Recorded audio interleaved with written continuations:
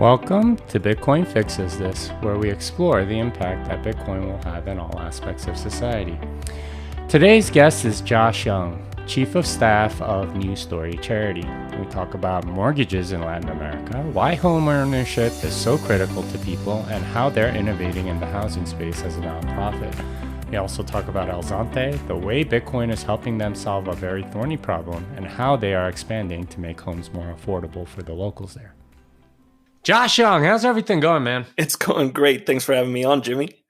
Yeah, we met in El Salvador. We talked about a lot of stuff, but I want to give everybody just sort of a sense of who you are and why you're on the show. So can you sort of talk to my audience about who you are and what you do? Yeah, sure. So real high level, I am the Chief of Staff at New Story Charity, and we are a nonprofit that focuses on innovation in the housing sector. Our mission is to pioneer solutions to end global homelessness.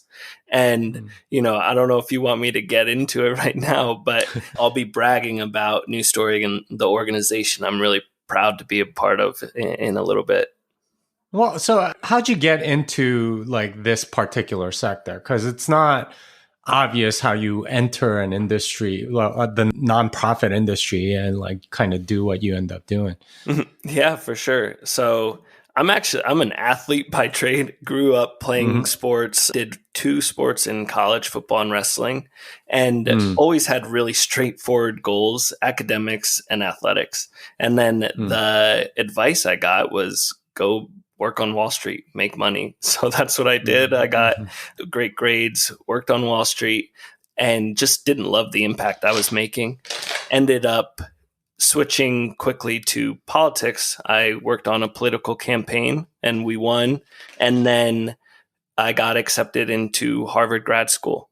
So right before I accepted my acceptance, I was introduced to New Story Charity. I met Brett Hagler, our CEO, on the very last day that New Story was in office before the pandemic. So the pandemic was about to get into full swing, and I made the decision to decline my acceptance to join as the Chief of Staff at New Story. It was such a unique time in my life, both on my faith journey and also just within the world. First time in my lifetime that there has been such a tragedy that affected literally global. So hopefully it's the last time as well at this scale. But with that chaos and everybody going through similar struggles, there was also a really unique time to lead and to love within that chaos. And I wanted to do that on the front lines. I didn't want to be on the sideline during that. And also around that time, New Story was featured in an Apple TV documentary about their 3D printed homes. So I was always someone who strived for the absolute most of excellence. And that usually precluded me from working full time at nonprofits. But New Story, operating completely like a for-profit tech startup, really pushing the boundaries of innovation. And then on top of that, prioritizing bringing that innovation to some of the world's most vulnerable families. And that combination is so rare. I can't think of another nonprofit quite like it. And, I'm going to brag on us a little bit. We were one of the first nonprofits to ever be accepted and graduate Y Combinator, which for anyone listening who doesn't know, Y Combinator is probably the premier startup accelerator in the world. They've produced companies like Airbnb and Coinbase, DoorDash, a long list of for-profit companies I'm sure you've heard of. And we were one of the first nonprofits they wanted to invest their time, resources, and advisory in. And they held us to the same exact standards as our 4 startup peers. And that really pushed us to think differently within the nonprofit space. So we were originally accepted for our transparency model. we set up two completely separate bank accounts. One is for operations and the other is for home building. And then we recruited mostly high net worth individuals and families that were moved by the mission of affordable housing and the focus on bringing innovation to that space to join us. And we call them the builders. They donate directly to our operations costs, and they sign up for 3-year pledges to do so. And in that way, we're able to plan 3 years in advance, plan our hires, pay for our events. My salary is paid by this. And that way we can promise 100% that everybody else who donates, it goes directly to home building costs. So we've had that 100% promise since inception, and those bank accounts never touch. Anybody who donates knows exactly where their money's going, 100% transparency. And that's just different in the nonprofit space, where typically it's close to 70% of all donations go to operations. We can guarantee that 100% of your donation goes to the impact on families you're helping to serve. And, that really resonated with people, resonated with me, and it got us accepted into Y Combinator. New Story was founded and named after a new story for families receiving the gift of home, because they get to write a new story, and then new story for nonprofits and the way they're run and the vision for nonprofits. So that's the quick background on New Story. And since then, we have been able to build and fund close to 3,000 homes, affecting 14,000 people. We have done work in Haiti, El Salvador, and Mexico to do this work. And we've been really lucky to have some awesome press, most of it towards the 3D printing initiative. We led the world's first community built by 3D printed homes, which is crazy to think about. This got us featured in an Apple TV documentary. It got us on Forbes and USA Today and on the front of the New York Times even. So that kind of just encouraged our will for this work and testing out different innovations. We've been really blessed to be able to serve so many families. Yeah, so you have this very interesting story of being a kind of like a startup nonprofit. And for the listeners of the show, they're familiar with Y Combinator. Maybe they're in the tech industry or at least know a little bit about it. And, Y Combinator is famous for all the different startups that have come out of it and, the famous demo day and everything else. What was it like for a nonprofit to be there? Because you told us just now that you have to meet kind of the same standards. Usually they make you go pretty hard and make your minimum viable product, all that stuff. Like as a charity, how does that work? Or how do they what metrics kind of change as a result? Yeah, for sure. So here's one story about New Story's time in Y Combinator. Kind of our first advice session with one of the advisors there. We were told to set a crazy goal over the summer, over the course of our Y Combinator journey. And our goal was 50 homes. And the advisor said, okay, double that. So 100 homes in 100 days was our goal. Something that we didn't think. We started with one home. Our goal was to build one home to serve one family. It just to start, and then got accepted in Y Combinator, wanted to propose 50 homes as the goal, and they doubled that. And then we had to break it down from there. 100 was our goal, and we had to think bigger and execute on the plan that we established to build and fund 100 homes.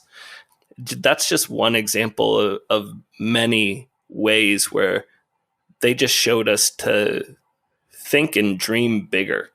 And in doing so, you'll find you're able to execute on a lot more.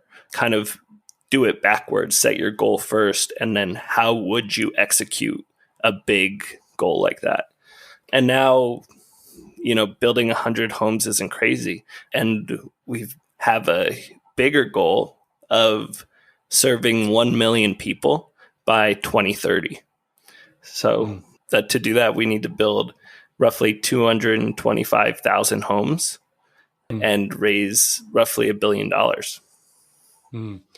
Wow. So, I mean, I know that sort of like goal setting something crazy in the startup world is completely normal. And, I've gone through that where you just sort of dream big, see if you can hit it, and you think about it. It's kind of unusual for a nonprofit. That's not something that nonprofits have really challenged themselves with. In fact, most of them, if I'm not mistaken, spend a significant amount of time fundraising instead of trying to deploy the money. Mm-hmm. No doubt. And to be clear, we also spend a significant amount of time fundraising, but it's all so goal oriented. So kind of the way a startup for-profit will pitch to investors, that's similar to the way we'll pitch to donors. Like, this is why exactly we need this set amount of money. So a startup will set out to raise $3 million for their Series A. We set out to raise $3 million to fund 150 homes while proving this specific innovation, say 3D printing or cool roofs, or in Zonte, it's Bitcoin as mortgage repayments. So we're trying to prove something very specific, and we've planned it out in a way that this is how much money we need to achieve this goal, and this is the impact it will make on not only these families, but since we're proving a new innovation within the housing space, to either increase the speed of construction, decrease the cost of housing, and making it more affordable, or either maintaining or even increasing the quality of home building. We're doing all that and serving some of the world's most vulnerable families together. And this is how much it costs. And it makes for a really compelling pitch to that type of wealthy individual or company who is used to doing investments and kind of hears that type of verbiage for their for-profit mindset. Now we're doing it for a nonprofit, and you get a tax write-off, and you can make this impact. You're not going to make money off of it, but you get to leave a legacy.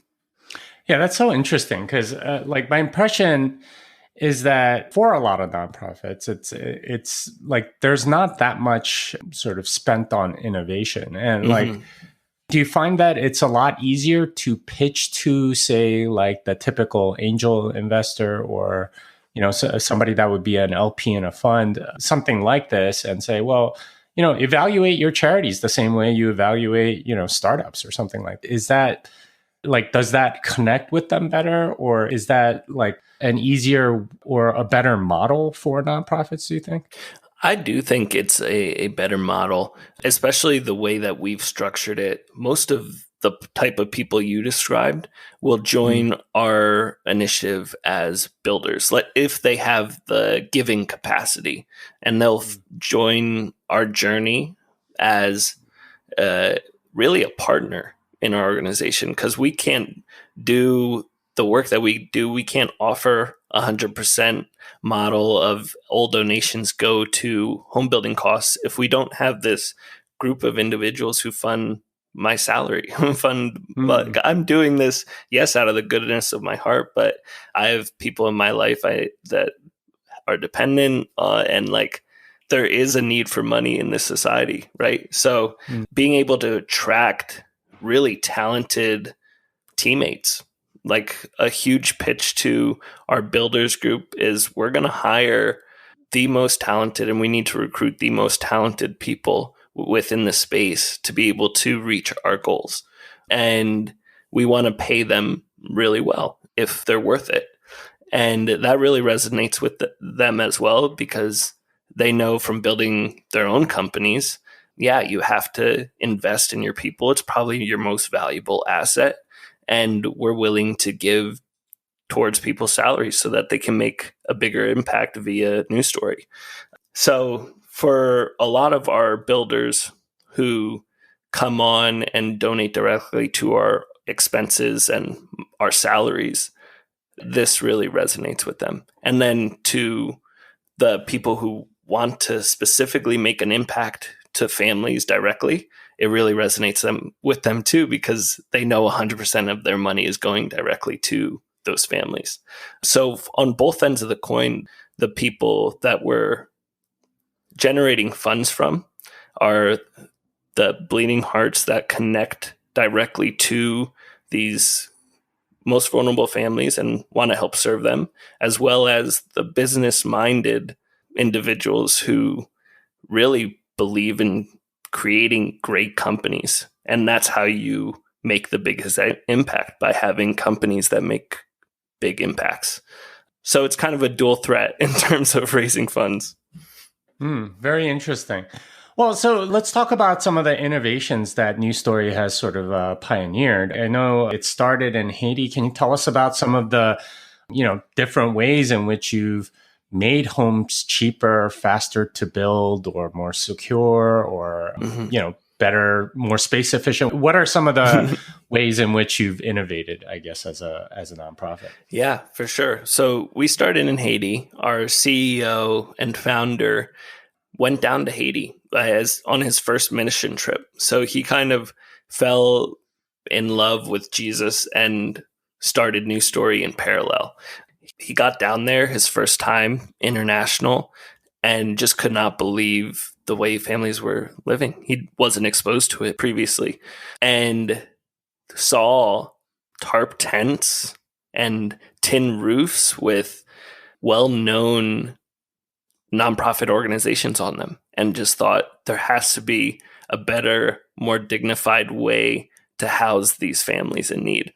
So he looked around for organizations, nonprofits that did high quality home building, and didn't find one that operated with transparency and where he could see where the money was going, and started News Story to really help dignify families and provide them with homes that they were proud of.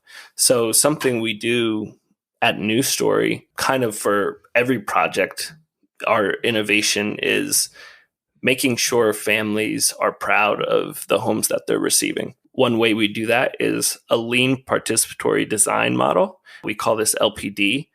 And essentially, we interview all of the families that are going to be receiving homes from News Story individually and then as a group for the community design.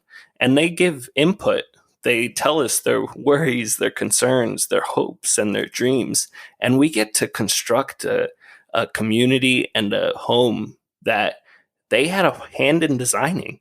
So when they pass it off to their kids and even their kids' kids, because it's designed with a lot of quality, they can be super proud of what they helped create. That's number one, just serving the sector with dignity and respect and involving them in a process. I'll tell a short story about how this has gone wrong. And so in Mexico, back in the early 2000s, they had an initiative to build 2 million homes. So to their credit, they did build 2 million homes, but it was... Who's they? Just the Mexican government. Mm-hmm. They focused on building homes as cheap as possible. That means using land that nobody wanted to live in and using cheap building materials that didn't last. So within 10 years of this initiative, there are already 900,000 abandoned homes in this area. One, because nobody asked families like what they wanted in their design, how their communities were.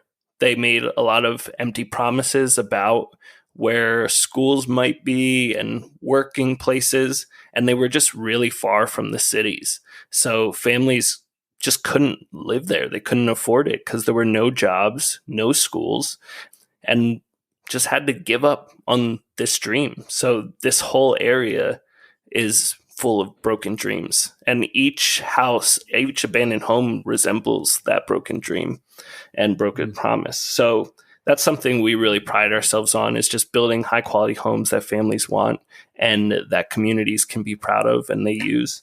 Another really small example is a nonprofit in Africa went to build homes and help, but they didn't ask families, what they like in their homes. So they built homes the way in US they look. So toilets in the house.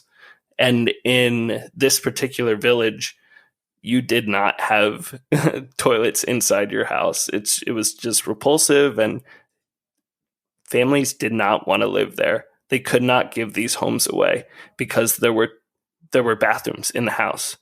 They only wanted outhouses. So that's just a small example of how, like, you're trying to help, but if you overlook the things that families need, you're not helping. So in all of our communities, we do that. We also use 100% local labor and 100% local materials. That way, we're empowering the entire economy, not just the beneficiaries of the homes themselves. In our community in Mexico, the flashiest and sexiest innovation is the 3D printed home. It's built to US building codes. It takes only 24 hours of printing time, and we're bringing the cost down. Right now, that was a huge research and development lift. A lot of people told us we were crazy for investing in this type of work as a nonprofit. And I think that's a lot of the mindset you see within the nonprofit space, is just use your dollars to do exactly what you know is safe, right? Don't take risks. Don't take any risks, which isn't how in anything else that's successful you see risks taken. And we believe the nonprofit space needs that as well, in a very responsible and, calculated way, but definitely risk taken. And they called us crazy for doing work like this. And we were very transparent with the donors who wanted to fund this work, that their money was going towards this, and they were supportive of it. But even some of our advisors were like, just build homes the traditional way. Don't worry about spending $1 million on 3D printing. Just build homes. And it paid for us in a huge way, because now there are multiple companies trying to do 3D printed homes. There are multiple companies trying to make innovation within the housing space. Right now, there are 1.6 billion people in the world that live without homes or in inadequate shelter. So the UN projects that number to grow to 3 billion by 2030, which is just a tremendous number, unfathomable, and it's going up. So clearly current solutions aren't keeping up with the problem. So we need to create innovations that help to keep up with the problem and kind of encourage the space of housing to invest in this type of work as well. So that's one of the things we really encourage. We're very transparent with our learnings and with other for-profits, nonprofits, government entities, in the hopes that they will do similar work. And then together we can bring down the total number of people living in homelessness. And that's our dream, that we live in a world where we're not necessary, really, where everybody is housed in a dignified way. And we know we can't do that work alone. We need a lot of other people, entities, and governments to do radically different work, as well as pour resources into this. And what you really need is innovation, which is what you're bringing that I think not a lot of other nonprofits bring at all, because you're trying something different, like doing a 3D printed home in 24 hours. That's crazy, right? No one Right. does that even in the US. So to be able to do that is, absolutely add something a different dimension to this whole charity thing. But I want to talk a little bit more about, like the families that get these homes and making sure that they're involved. You also, if I'm not mistaken, have them actually pay for the home. Can you talk a little bit more about why you do that and what that's all about? Yeah. So early on, we learned that families actually want to pay for their homes. It provides them with dignity and respect and really fills them with pride to be able to pay for their own homes. Now, historically, we have funded all of this with philanthropy, and their repayments went back to what we call a community fund. So this fund would build roads and do other repairs that the community needed. In some cases, the community would vote to build a church or a park with this fund. But with our huge goal of housing 1 million people, we've actually pivoted a little bit into collecting the repayments ourselves, kind of acting as a loaner in a case, charging a 0% interest rate in most cases, and just collecting the principal over 5 to 15 years. So families are already in a lot of these places paying rent for inadequate homes, to say the least, or squatting on land that they don't own, but have incomes of some level. So we have, just for an example, in Mexico alone, there are 19 million people living in homelessness that have an income between $10 a day and $15 a day, which is our target customer, let's say. Someone who is at the base of the pyramid, but is generating some level of income and doing real work in their community. And there are 19 million people in Mexico alone that are like that, living well below the poverty range without a home, who are working full-time jobs. And we believe that they deserve homes, and not just anything, but high-quality homes. So what we've ventured into is more of a market-driven model where families pay for the entirety of their home, and we just increase the loan years, the terms, right? We have them pay off the principal just over a 15-year period. And then or if they end up increasing their income, which we have seen in almost all of our communities, on average, it's a 63% income increase after a family gets a safe home, which is just so dramatic and proves how foundational having a home is to thriving in other aspects of life. Then they can pay more and own their home, own their land even quicker, right? And we've learned that families, if given the opportunity to purchase an affordable home, they will jump at it. And it's a dream come true. Right now, there's just no access in the developing world to do so. And that's where we're looking to do. And right now we have very generous individuals giving us multiple millions at 0% loan. And then we're giving that to families by building them homes. And then over a 5-year, 10-year period, we pay back the loaner, the individual who basically is giving us their money to use, and then they get repaid back over those same loan terms. So on top of donating, we have some investors giving towards this impact in this way. So they're essentially giving up opportunity cost on their money as a way to fund this. You don't actually have to donate money per se. It's just opportunity cost on your money. Exactly, which for them is significant. It's a huge sacrifice, but they get this money back after 5 to 10 years. And ultimately, we get to build more homes. Because you have more financing. Yeah. Well, let's talk about the money situation, because as you said, if these families were given the opportunity to, buy an affordable home with a mortgage, they jump at. How come there's Absolutely. no one serving them on that?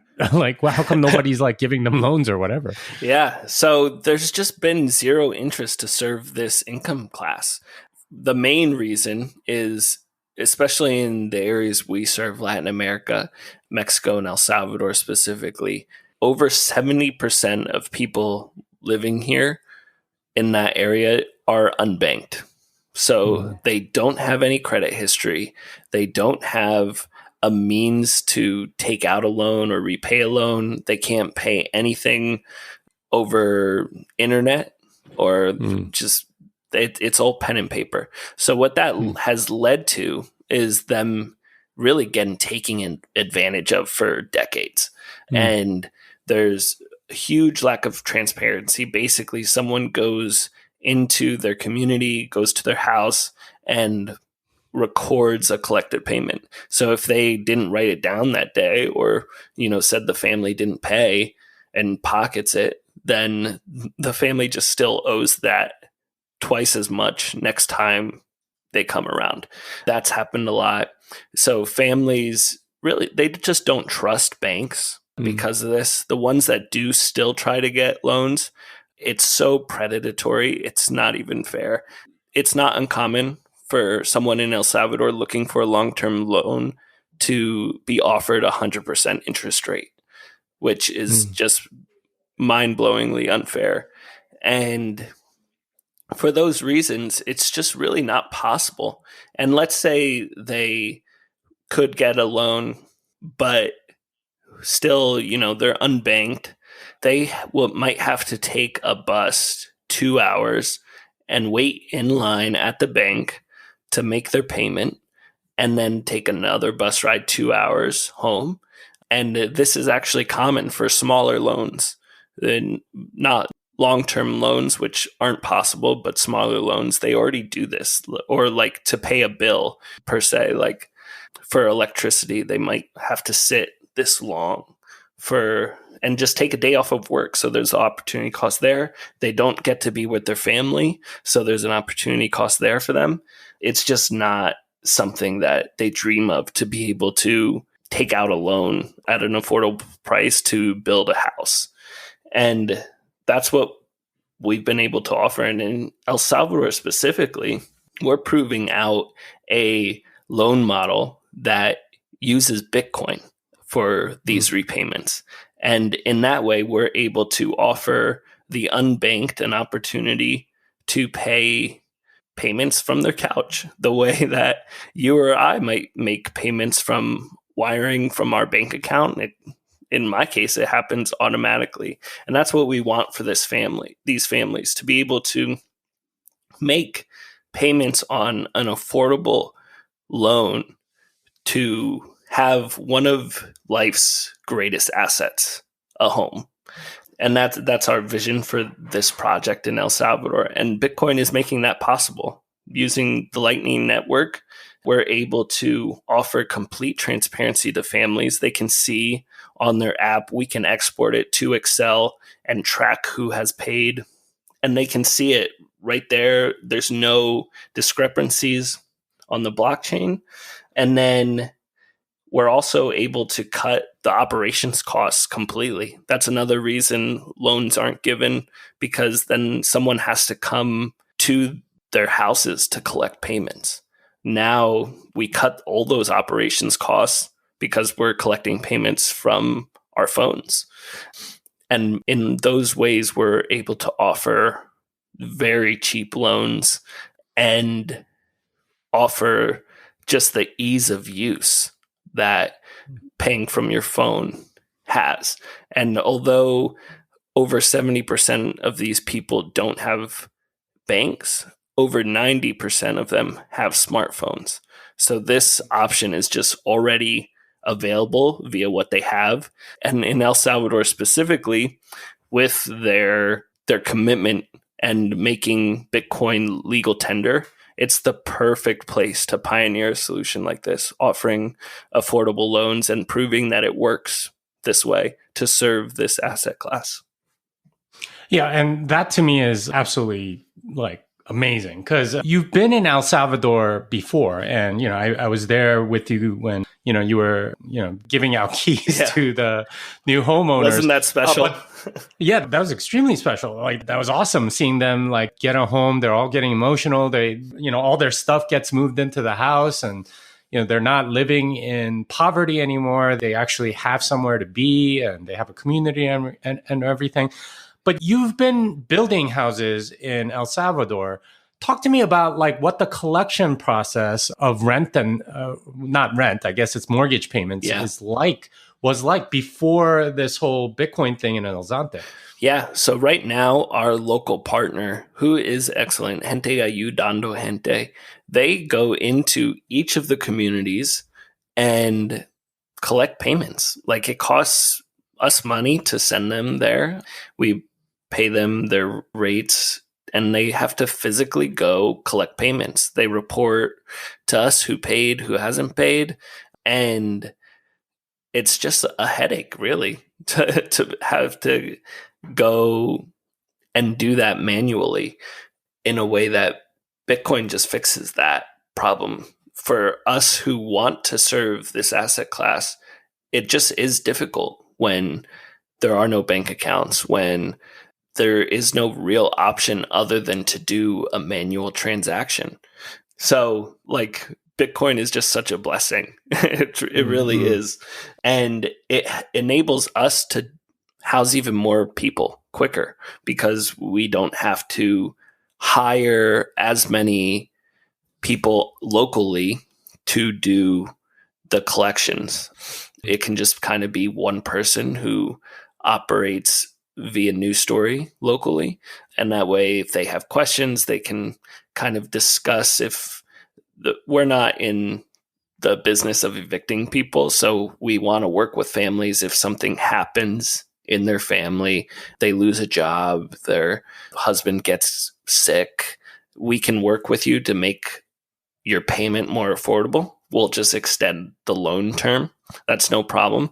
And you get to pay for your home at a pace that's affordable and comfortable to you. So we definitely need locals, and we'll still hire locally, but it's just a huge headache is removed. So far, we've built close to 1,000 homes in El Salvador. So this is the first community that we will do Bitcoin repayments. And the contract that the families sign includes that they will repay via Bitcoin. And in dollar terms, but with Bitcoin. To clarify, all of it's denominated in USD. This way, it's way easier to protect families. We can move quicker. That, at least initially, they're not needing to hold Bitcoin when they're, living closer to day by day. They need their income to provide for their survival. And then they can transfer immediately upon converting their Bitcoin to our wallet. We're setting up a subsidized Bitcoin ATM in their community. So this transaction is super seamless. Some of them are already getting paid in Bitcoin, which makes it even easier. They can just transfer it immediately. And,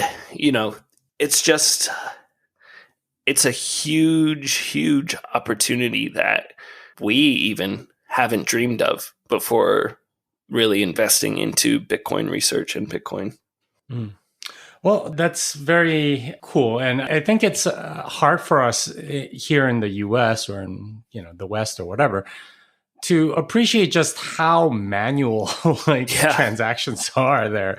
I remember going to the airport and, I was buying some, shirts for my kids or something like that. And the guy literally wrote down everything I bought on a piece of paper. Yeah. And it wasn't for me as a receipt. It was for him so he can keep inventory. Yeah. And, like, the amount of money he's collecting to, this is the state of, and kind of hard to believe, but, this was what it was like before computers and sophisticated POS systems with RFID tags and stuff like that. Yeah. And it's hard for us to appreciate that that's where a lot of these people are. It's a cash-based society where you literally give, US dollars to people. And that's kind of how you have to transact. And Bitcoin sort of like, takes a huge leap forward from that to being able to do it on your cell phone. Yeah, no doubt. And the biggest thing that it gives families is transparency.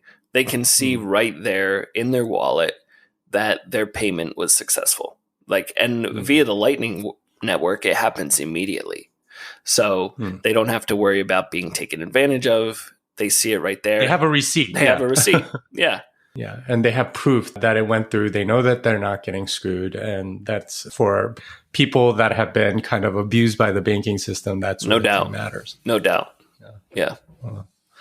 Wow. So tell me about the homes that you're building or that are in the process of being built in El Zonte. I know this is kind of a pilot project, but what's this about? How did it come through? And, what are your plans? Yeah, for sure. So our aha moment, with Bitcoin, was seeing actually last summer, so June of 2021, Bitcoin Beach being promoted in a lot of articles online. And as someone who's obsessed with the housing crisis, that's something I just think about. When I see things in the news, I wonder, how can we use this to get more people in safe homes? And seeing a Bitcoin-based economy actually working was so powerful and really enabled me to think about monetary transactions differently. So I did some research. Me and my CEO sent articles back and forth about how many people are unbanked in Latin America, the people that we serve, and then how many of them already have smartphones. We're seeing at Bitcoin Beach that people are comfortable making these payments. El Salvador is adopting Bitcoin as a legal currency. It was just yes, Bitcoin fixes a lot of these problems that we're struggling with. And via Bitcoin, we can offer way more affordable houses and loans specifically that families can pay off and just make that ease of transaction just disappear, right? So it just makes it so easy. So that was kind of the influence behind trying this. So we set out, we actually were bringing a donor down that same week that the USA Today published the Bitcoin Beach article. And we reached out to Mike Peterson and we're like, hey, can we meet with you? And he was like, yeah, I'd love to, right? And in the Bitcoin world, it kind of just happens like that. You have people passionate about what they're doing, and everybody's looking for a reason to say yes, to make a positive impact.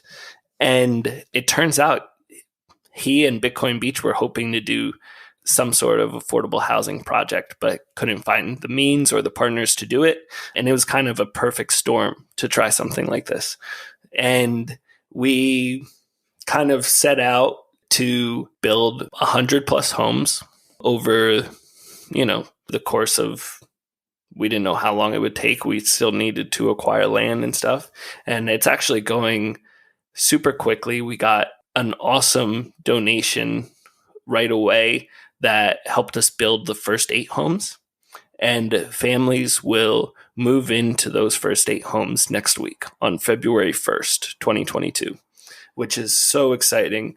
And then we have secured land and we're going to do this in phases, but we have land now for about 600 homes in El Zonte and the surrounding area.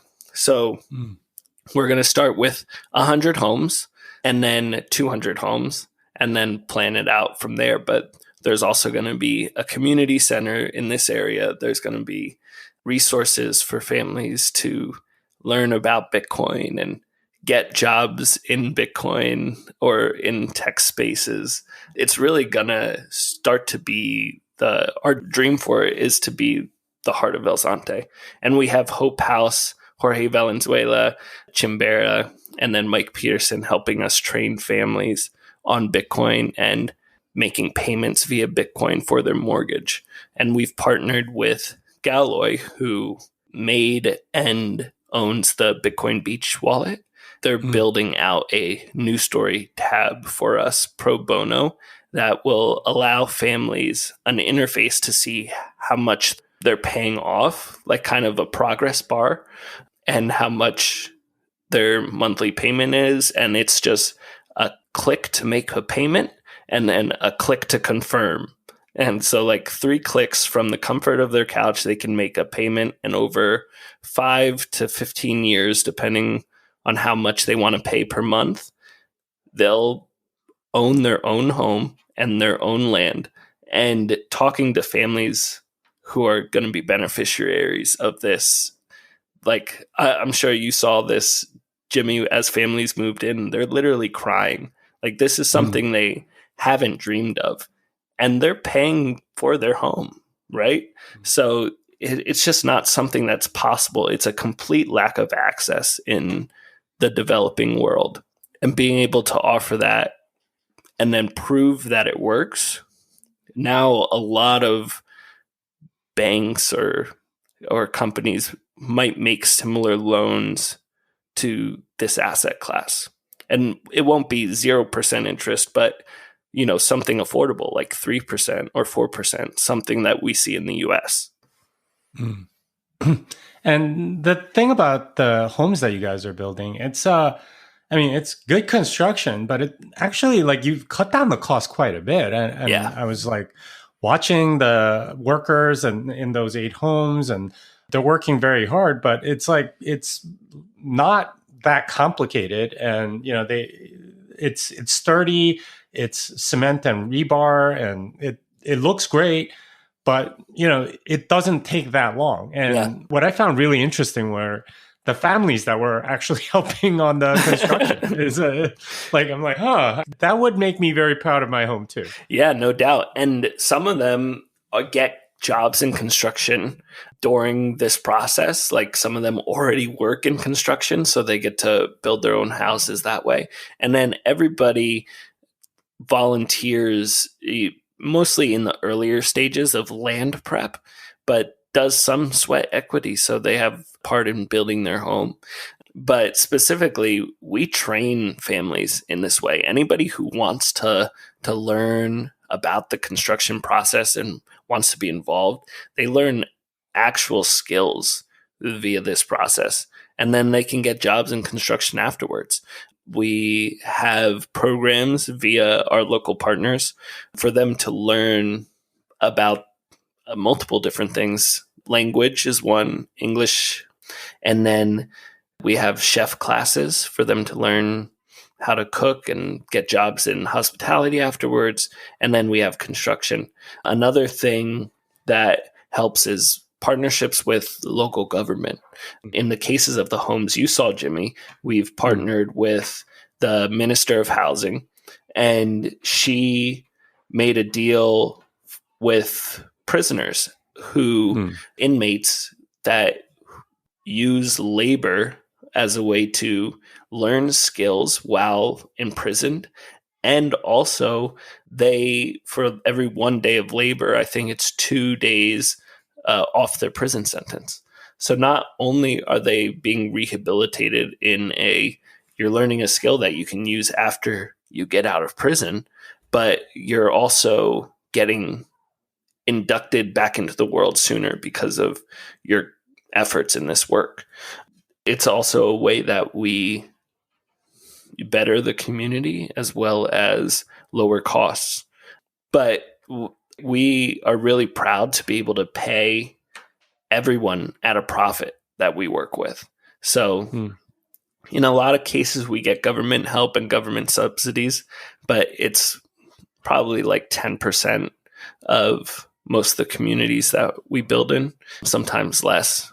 Rarely is it more. And we're able to pay local labor and for local materials at a profit and still do it under $10,000, which is like, these are homes that I personally would live in. They're nice homes that will last generations. And some are 2 stories, some are 1 story, but they have the ability to build a second story onto it if a family outgrows it. There's a lot of different things that go into the design of our houses that enable families to dream bigger. Hmm. And that to me is like absolutely fascinating, just how you've reduced the cost and, like figured out different ways to benefit all kinds of people, right? Like, if you're a prisoner coming out of prison, like very rarely do they have, enough skills to go get a job, so they go back to crime. But if you're training them in construction, now they can go get a job in construction and, like maybe go be able to buy a home like this eventually and, dream bigger and stuff like that. And that to me is highly impactful. But going back to El Zonte, you have this project for these 8 homes, and they're going to be able to pay back in Bitcoin and so on. And you have this other, bigger project. When's that slated? And I know we talked a little bit before about this, but are Bitcoiners going to be able to perhaps buy some of these properties? Yeah. So we're still working through the mixed income outcome of how these communities will be built. There'll be some, for sure, houses that are sold at a higher value. This lets families know that they're getting an asset that other people want, right? And pricing it towards the market also lets them know how big a deal this is. And that just changes the mindset for them that you're seeing actually a lot throughout El Salvador, but El Zonte specifically, that people are proud to be from El Zonte, where just even 2 years ago, people didn't want to say they were from El Salvador just because anybody international heard El Salvador, they thought murders. And now, like families and people in El Salvador, you can see it. Like they're dreaming differently, they're thinking differently, they're proud of where they come from. And we want this community to really highlight that. So along with the community center that's going to be built there and attract locals as well as international folks, we are considering definitely a mixed income community where some houses will be priced differently. We haven't decided if we want to let people internationally buy them or just serve locals. We've only ever served locals before, so it would be something also different for us. But yeah, this community is meant to be just a dream maker type of community, show the world that this is possible via Bitcoin. And it's completely funded so far by Bitcoiners. I mean, we're still working on getting funding for the larger community. The first 8 homes were funded in Bitcoin by Coinbase. And then we're hoping to get a lot of Bitcoin influencers on board and really kind of make this a community effort for this community. So, but we've acquired land so far to build 600 homes, which is super exciting. That was the biggest hurdle, was finding land to buy, mostly because paperwork in El Zonte was hard to track down. And now we have that land, so we can start on the larger community this summer, which is really exciting. So all of this by from where we had this conceptual idea in July to breaking ground on a 200 plus home community will happen in a year. And from ideation to, first 8 families moving in, just a little over 6 months. So we do move quickly while operating with excellence. And, we're really excited to prove that this model works. Yeah. And I mean, if you're building another 200 homes, that's a lot of jobs for the people there. Yeah. And good paying jobs for a lot of them. Yeah, no doubt. The whole community is pretty excited for the projects happening, not just what we're doing, but other projects in El Zonte as well. And that in turn, of course, like builds more confidence in the area and, more services. There's going to probably be more stores and, services and things like that, which in turn, like basically builds the town up, builds the country up, Yeah. and so on. And we're lucky to have Bitcoin Beach right there. I mean, it's part of the reason we chose this area, but they're going to be helping us train families in the community we're serving to really get like a full community like improvement, not just home building, but even after home building. We found that families improve the quality of their life dramatically just from having a home. So now add in the stuff that Bitcoin Beach does really well in terms of building community and training families, helping them save. Like, we can really turn this poor little surf town into a place to be in the world. And that dream being realized and seeing it come to fruition is pretty crazy.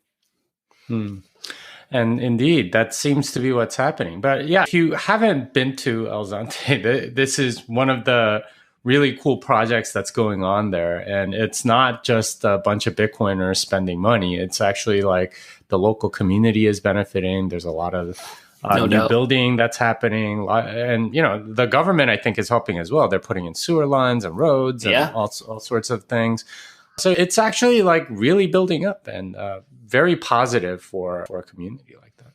Yeah, no doubt. It's super exciting. And just to add on that, how supportive the government has been through all this has been really, really cool and different from like other municipalities that I've seen. So just kudos.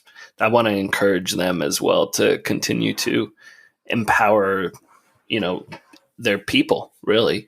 And if international folks want to come help, like, they're looking for a reason to let them, which has been, I think, a smart play.